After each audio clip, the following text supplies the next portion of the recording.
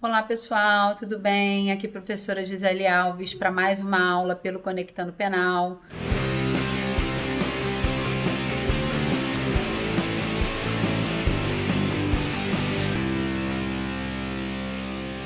Pessoal, como estão? Sejam bem-vindos a mais uma aula de Direito Penal comigo, professora Gisele Alves. Nós vamos dar continuidade a essa matéria de Direito Penal Parte Geral, que é bastante introdutória, que é essa matéria de aplicação de lei penal, noções de direito penal fundamental, princípios gerais do direito penal. Essa aula que a gente vai começar a ter hoje é uma aula de princípios gerais do direito penal. A gente vai começar a falar de diversos princípios gerais do direito penal, tá? E a gente vai princípio a princípio falando deles. E hoje eu vou começar a falar do princípio da reserva legal. O princípio da reserva legal, a gente ainda não viu aquela matéria de escola clássica e positivista, mas ele se origina, a gênese dele, a origem dele, né, o nascedouro dele, tá lá no direito penal clássico, na escola clássica, né? Então, o princípio da reserva legal, ele é uma garantia fundamental, ele é um direito fundamental de todo cidadão, né? Por quê? Porque ele é um limite ao poder de punir do Estado. O Estado não pode exercer o seu poder de punir indiscriminadamente, né? O soberano não pode exercer o seu direito de punir indiscriminadamente, arbitrariamente, né?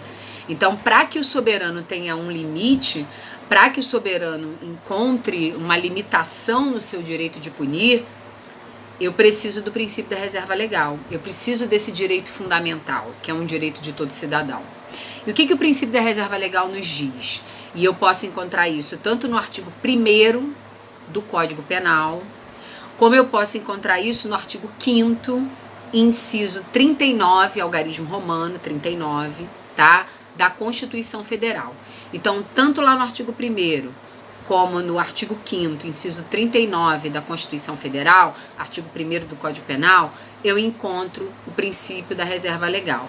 O que está escrito, tanto no artigo 1º do Código Penal, como no artigo 5º, inciso 39 da Constituição Federal? Está escrito que não há crime sem lei anterior que o defina, não há pena sem prévia cominação legal. Então, eu só posso dizer que uma conduta, que um ato é crime, quando esse ato estiver limitado, né? Uma conduta é crime, um ato só é crime, um comportamento só é crime, quando essa conduta estiver descrita numa lei como crime. Eu só posso dizer que uma conduta é crime, que um ato, um comportamento é crime, um comportamento X, Y, Z é crime, se antes ele estiver previsto em lei como crime, se ele estiver descrito numa norma incriminadora como crime, se ele estiver descrito numa norma incriminadora dentro de uma lei como crime.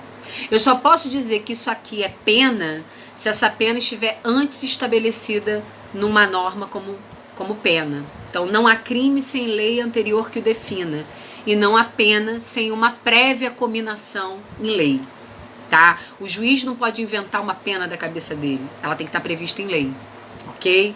Senão é um arbítrio, senão o juiz inventa a pena que ele quiser, na forma que ele quiser, né, o quanto ele quiser de pena, e não pode acontecer isso, ok? Então, o princípio da reserva legal é uma garantia do cidadão. É um direito do cidadão. É um direito que limita o poder de punir do Estado. Seja o Estado limita o poder de punir do Estado no que diz respeito em que conduta o Estado vai definir como crime, que ele não pode sair por aí dizendo que essa conduta agora ele quer que seja crime, aquela conduta ele quer que seja crime. Ah, eu quero que essa conduta agora aqui seja crime. Pô, mas peraí, essa conduta já estava prevista em lei como crime? Você quer que seja agora crime? Não pode. Porque você não deu conhecimento às pessoas anterior de que essa conduta estava vedada. Você está querendo que ela passe a ser crime agora? Não pode, ok? Então esse princípio ele é muito importante. E aí, outros princípios vão decorrer do princípio da reserva legal. Outros princípios vão se originar do princípio da reserva legal. Dentre eles, a gente pode citar o princípio da legalidade, ok? Então tá lá. O que diz o princípio da reserva legal? Artigo 1º do Código Penal e artigo 5º, inciso 39 da Constituição Federal. Não há crime sem uma prévia cominação legal. Não há crime se essa conduta que eu estou querendo definir como crime não estiver previsto em lei anterior como crime. Então, para eu dizer que usar batom vermelho é crime, tem que ter uma lei dizendo usar batom vermelho é crime. Para eu estabelecer uma pena para essa conduta, essa pena tem que estar prevista no preceito secundário dessa norma. Preceito primário, usar batom vermelho. Preceito secundário, pena, ok? Então, para eu dizer que usar batom vermelho é crime, tem que estar prevista numa norma incriminadora a conduta usar batom vermelho é crime. Pena, detenção de tanto a tanto, reclusão de tanto a tanto, ok? Outra coisa, princípio da anterioridade. O princípio da anterioridade, ele decorre do princípio da reserva legal. Para eu dizer que usar batom vermelho é crime, e eu que estou usando batom vermelho poder ser punida pelo crime de usar batom vermelho, essa conduta tem que estar prevista em lei como crime. Usar batom vermelho é crime, pena tal. E essa norma tem que ser anterior ao ato de eu usar batom vermelho como crime. Porque se eu usei batom vermelho e a norma que diz que usar batom vermelho como crime vem depois de eu ter usado batom, o que eu fiz não é crime. Porque a norma que define que usar batom vermelho é crime veio após ao meu ato de usar batom vermelho. Não pode. O que diz o princípio da anterioridade? Para que eu seja punida pelo ato de usar batom vermelho, que é um ato criminoso, a norma usar batom vermelho como crime tem que ser anterior ao meu ato de usar batom vermelho como crime. Tá claro isso? Beleza? Então, o que diz o princípio da anterioridade? A norma que define o crime e a sanção tem que ser anterior à conduta do agente. Porque senão a gente não vai saber que essa conduta que ele está praticando é crime. Porque não havia uma norma anterior ao ato dele dizendo que esse ato era crime. Ok? Isso é o princípio da anterioridade. Ele diz que a norma que estabelece o crime, a lei que define o crime e a sanção tem que ser anterior ao ato da pessoa. Até para a pessoa tomar ciência de que é crime. Ok? Beleza? Beleza. Então, um princípio que decorre do princípio da reserva legal é o princípio da anterioridade. O princípio da anterioridade, ele é um princípio que ele faz? Ele exige para que o agente possa ser punido pela conduta criminosa, essa conduta criminosa ela tem que estar prevista numa lei. Lei essa que tem que estar em vigor no momento da conduta do cara, no momento em que ocorre a conduta criminosa. E para essa lei estar em vigor no momento que ocorre a conduta criminosa, essa lei tem que ser anterior à conduta criminosa. Ela tem que entrar em vigor antes da conduta criminosa ocorrer. Beleza? Então, o princípio da anterioridade, ele decorre do princípio da reserva legal, tá? Outro princípio que decorre do princípio da reserva legal é o princípio da legalidade. O que significa isso? Tá?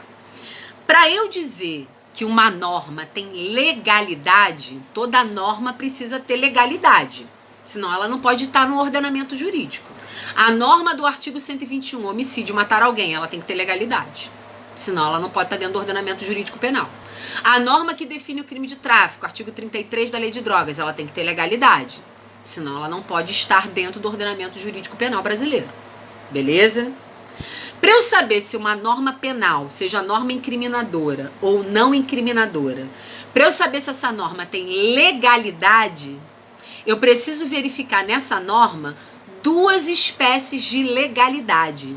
Quais são as espécies de legalidade que eu preciso verificar na norma para ver se ela tem legalidade e com isso ela pode ficar dentro do nosso ordenamento jurídico?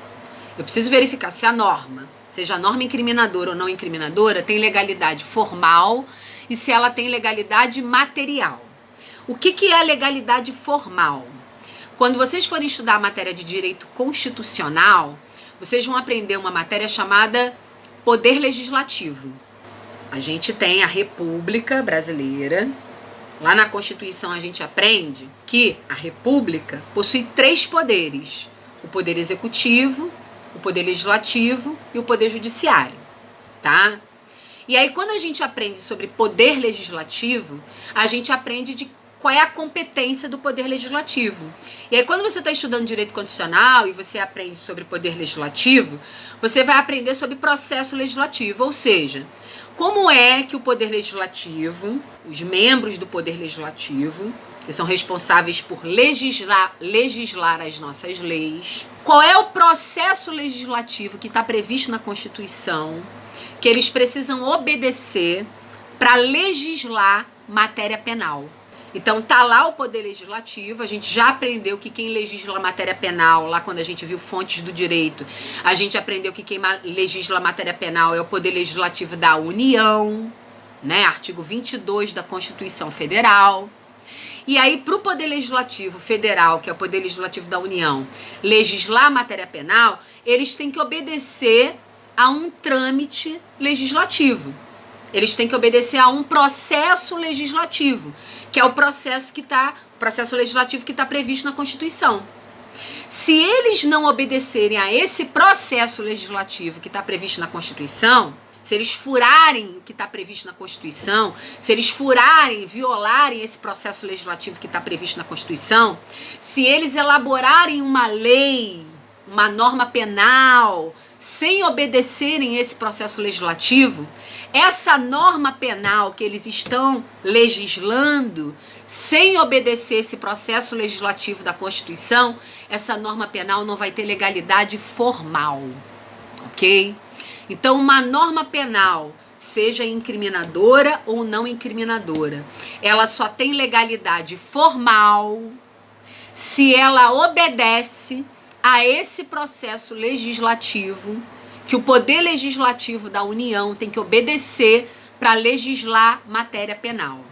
Então, se o Poder Legislativo da União legislou uma norma penal sem observar esse processo legislativo que deveria obedecer, essa norma que vai ser editada pelo Poder Legislativo da União não vai ter legalidade formal, porque não obedeceu o processo legislativo previsto na Constituição para criar uma norma penal. Beleza? Mas basta isso? Não. Porque uma norma, além de ter legalidade formal, ela também tem que ter legalidade material, ok? Então, quando eu estou diante de uma norma penal, seja ela incriminadora ou não incriminadora, a matéria que a gente já viu no vídeo passado, eu preciso verificar se essa norma tem legalidade formal, mas eu também preciso verificar se essa norma tem legalidade material. Legalidade formal, primeiro, eu vou ver se o Poder Legislativo, para criar essa norma, obedeceu o processo legislativo da Constituição. Obedeceu? Se obedeceu, tem legalidade formal. Se não obedeceu, já não tem a legalidade formal. Já era. Agora, obedeceu. Tem legalidade formal. Basta isso? Não. Eu preciso verificar a legalidade material também para verificar se a norma tem legalidade. Porque ela precisa ter as duas legalidades, a formal e a material. Beleza? O que é legalidade material? A legalidade formal, ela estava ligada à forma como a norma era elaborada, né? Como é que ela está sendo elaborada? Está obedecendo ao processo legislativo? Não está? A legalidade material, ela não está ligada à forma como a norma é criada. Ela está ligada ao conteúdo da norma. Qual é o conteúdo da norma? O que ela diz? O que essa norma fala? Ok? A legalidade material, ela está ligada, mais uma vez, vou repetir, ao conteúdo da norma. O que eu preciso verificar? O conteúdo da norma. Ok? Uma norma só tem legalidade material se o conteúdo dela não viola direito fundamental. Se eu pegar o conteúdo dessa norma e verificar que o conteúdo dessa norma, que foi criada pelo Poder Legislativo da União, está violando direito fundamental, está violando garantia fundamental, essa norma não tem legalidade material, porque o conteúdo dela viola direito fundamental. Vamos dar um exemplo? Lá no artigo 5º da Constituição Federal, a gente tem definido as penas no Brasil que são vedadas, proibidas, tá? Tá lá no artigo 5º da Constituição Federal, no inciso 47 da Constituição Federal, 47 inciso algarismo romano, tá? Então lá no artigo 5º que traz os direitos fundamentais de todo cidadão. Lá no artigo 5º da Constituição Federal, no inciso 47, inciso romano, estão as penas vedadas no Brasil, que não podem ser aplicadas. Por quê? Porque essas penas são proibidas, porque elas violam a dignidade da pessoa humana. Quais são essas penas? Penas de morte, banimento, que é a expulsão territorial, pena de trabalho forçado, pena perpétua, enfim, várias penas. Penas degradantes, cruéis, que violam a dignidade da pessoa humana. Então essas penas não podem ser aplicadas no Brasil. Não podem, porque violam a dignidade da pessoa humana.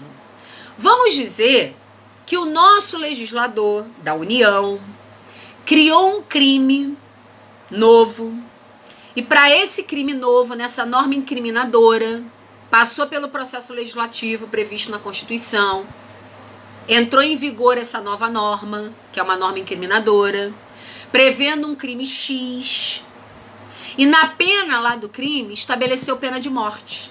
Passou pelo processo legislativo, exigido lá pelas duas casas, Câmara dos Deputados, Senado Federal, passou.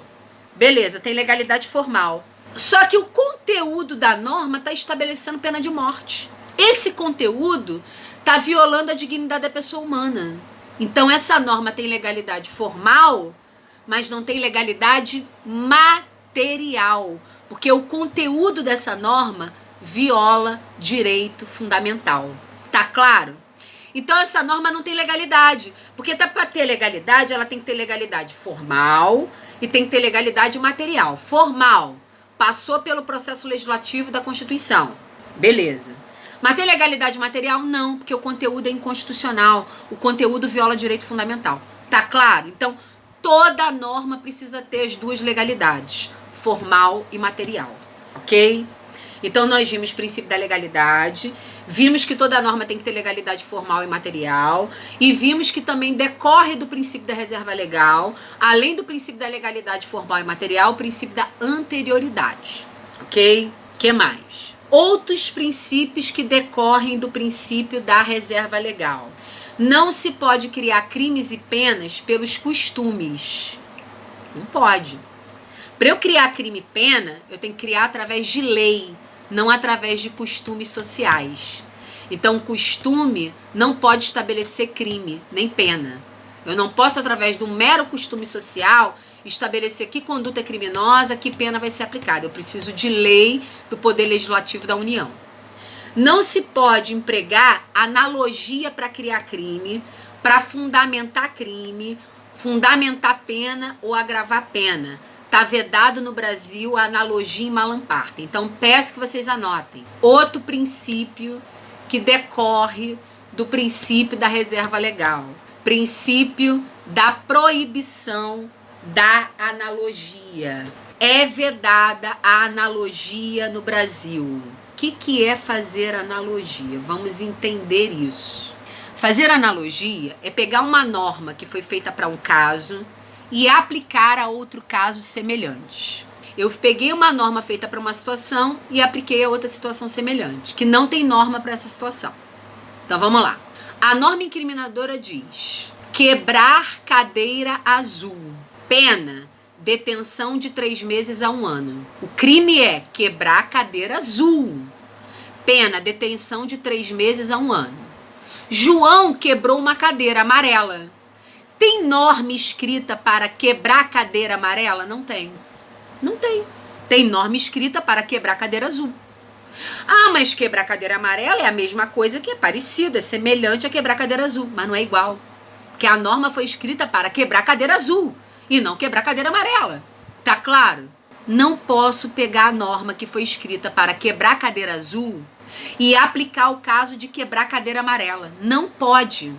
Não pode. Por quê? Eu estou fazendo analogia com norma incriminadora. E a analogia com norma incriminadora é a analogia que prejudica o réu. É a analogia in malam partem. Em malefício da parte. Não pode. Não se pode fazer analogia com norma incriminadora. Porque a analogia com norma incriminadora, que é a norma que define crime e estabelece sanção, é a analogia in malam partem. É a analogia que prejudica a parte. Tá claro?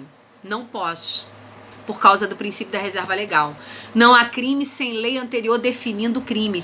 E a definição é bem específica. Então, se a norma define que é crime quebrar cadeira azul, eu não posso aplicar um caso que quebrou cadeira amarela só porque é cadeira.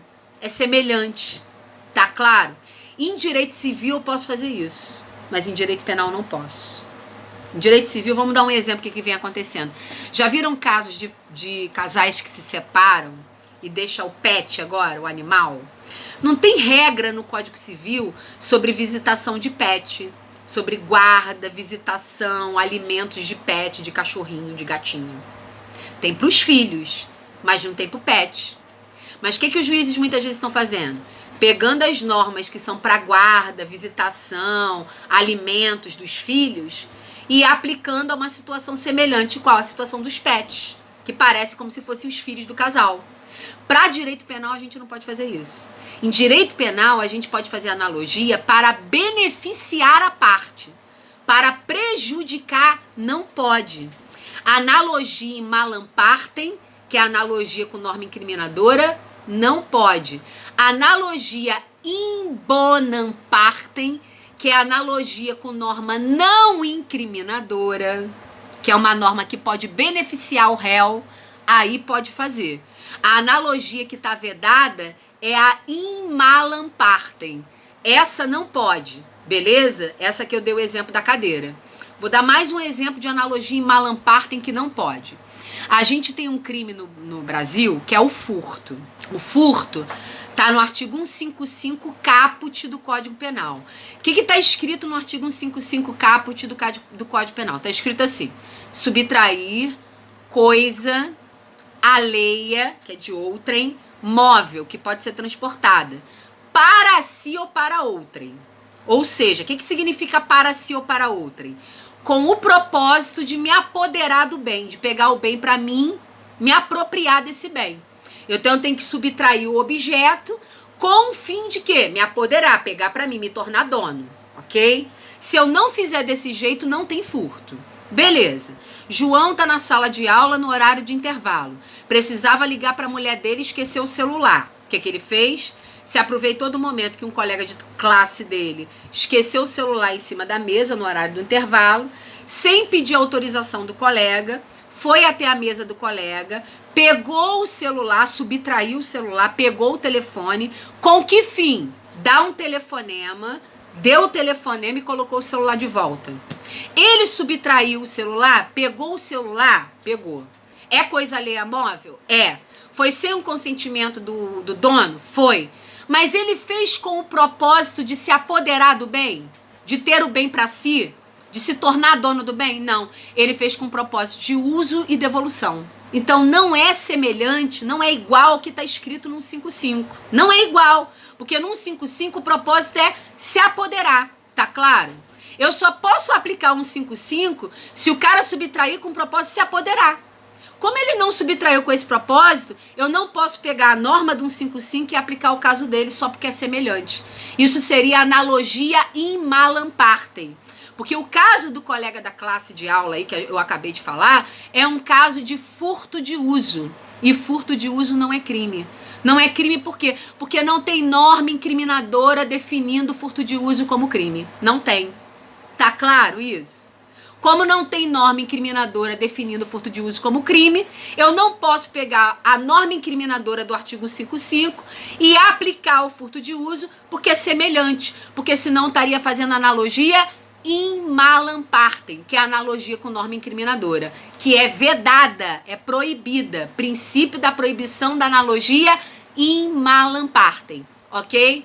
Eu posso fazer analogia in bonam partem. Vamos dar um exemplo?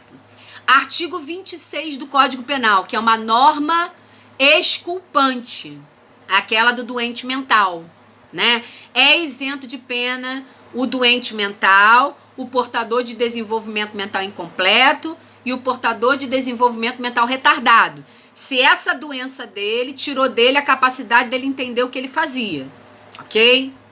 Essa norma do 26, que é uma norma exculpante, não é incriminadora, exculpante, é uma norma não incriminadora exculpante, ela foi criada para isentar a pena dessas pessoas que têm doença mental, desenvolvimento mental incompleto, desenvolvimento mental retardado e por conta disso praticaram a infração, né? Porque ficaram sem entendimento. Mas muitos juízes aplicam essa norma a casos de epilepsia, que não é doença mental, que não é desenvolvimento mental incompleto e não é desenvolvimento mental retardado.